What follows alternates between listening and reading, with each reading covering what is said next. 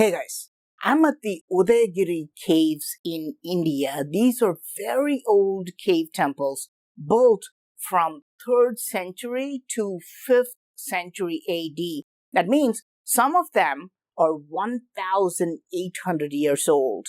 As you can see, most of the caves are locked, but this is cave number 4. A very mysterious lingam is inside this. I call this an Egyptian Shiva. Yes, Egyptian Shiva.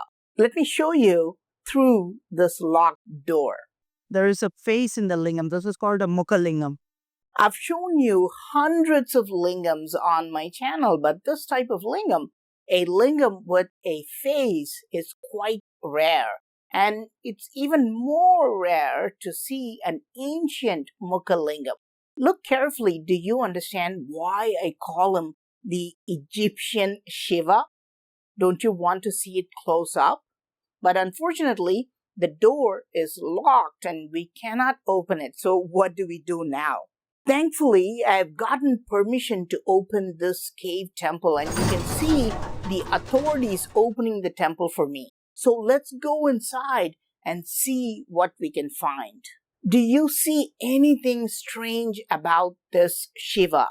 Even though destroyed, Shiva has a beard, and not a regular beard. A regular beard will be a mustache and a beard growing all over the face. But on this Shiva, notice how there is no facial hair and there is no mustache either. Yet, both experts and locals confirm that he had a beard, a long beard that was attached only to his chin. If we recreate this beard, he will look like this. And this is exactly what the Egyptian gods and kings wore. Notice how ancient Egyptians were clean shaven, no mustache, no beard, but just a long beard attached to the chin. This is not a real beard, by the way. This was a fake beard, an attachment Egyptian royals and gods wore to symbolize their divinity. It is shocking to see this 1,800-year-old Shiva in India with the same long beard just on the chin. Unfortunately, vandals have destroyed this evidence, but locals and even experts confirm that this Shiva originally had a long beard on his chin. Is this cave temple in India somehow connected to Egypt, located 2,500 miles away? How else do we find this similarity? But there is one more evidence that confirms this connection: Shiva's necklace. This is a very odd detail. Normally, Shiva will be shown with beads or thin Indian chains, but here Shiva is shown with a broad, flat necklace high up on his neck. And this is exactly what we see in ancient Egyptian figures. Egyptians are known for these large flat neck ornaments. Is this also a mere coincidence that we're finding Egyptian style neckwear on Lord Shiva? Or is there some connection between ancient India and Egypt? Look how his nose is also deliberately destroyed, and his face seems to have some mesmerizing energy, but he's also shown with a third eye. You will find this third eye depicted on most Shiva statues, and when he opens his third eye, the enemy is destroyed and the world is awakened. Is it really a third eye, or is it the pineal gland? Do you know the pineal gland is located in this very same line, and the pineal gland's main function is letting in light and darkness, just like the eyes.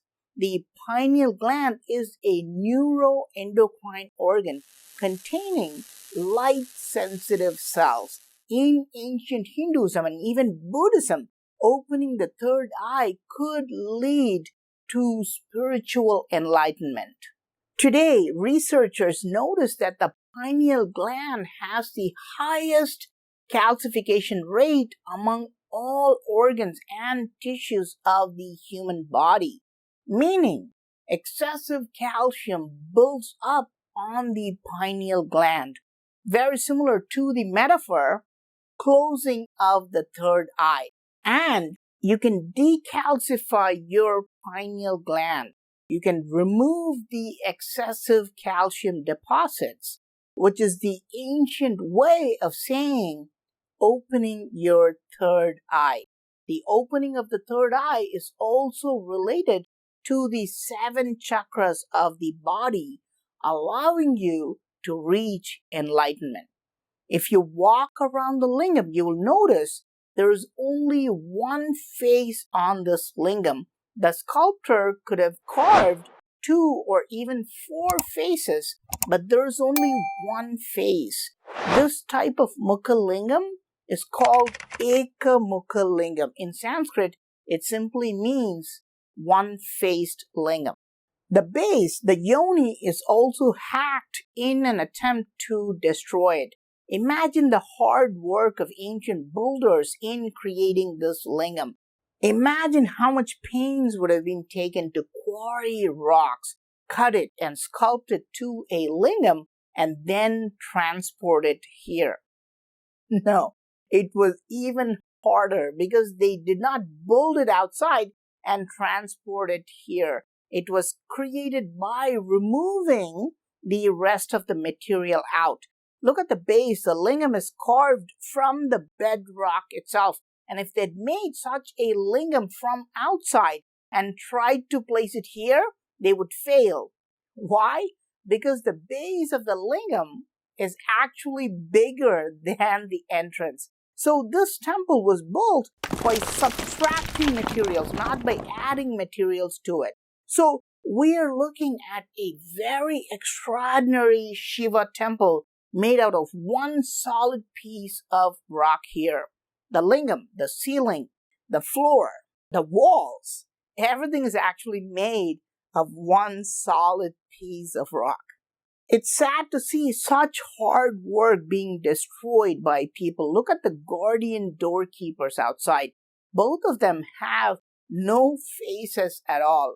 Look at this one here. At least the top half is here, but the lower half has been completely destroyed. Notice the hairdo on them. They must have had very large headdresses, similar to the Egyptian headdresses. We can only imagine how it would have looked 1,800 years ago.